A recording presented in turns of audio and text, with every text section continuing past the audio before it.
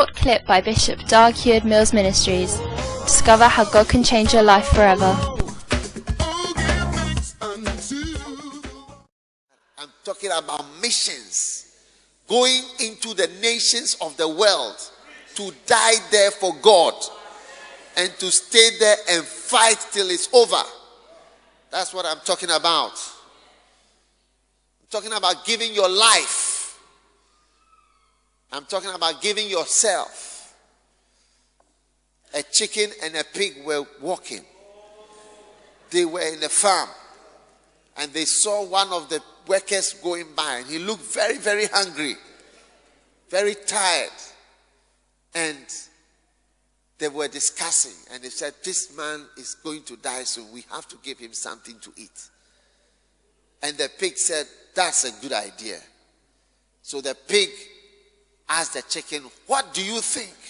What do you suggest that we give the man?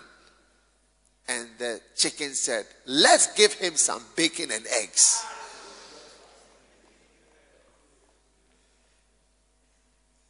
And the pig said, what? Bacon and eggs.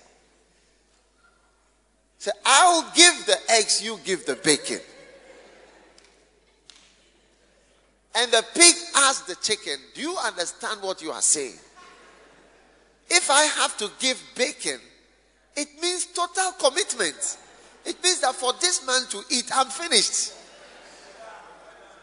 I'm done. My life is over. But you see, God is calling us today not to lay a couple of eggs.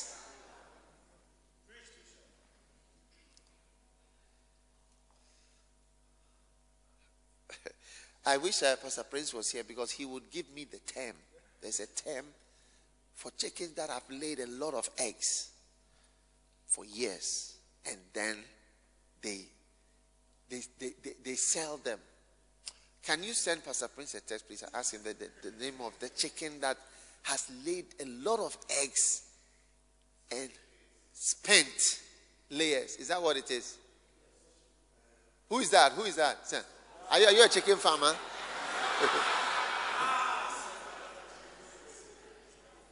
And they cannot be eaten, isn't it? It's very, very, very hard. You cannot bite it.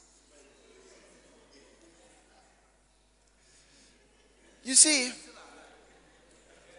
after laying eggs and eggs and eggs and eggs and eggs and eggs, and then now you want to give yourself, your meat is now too hard.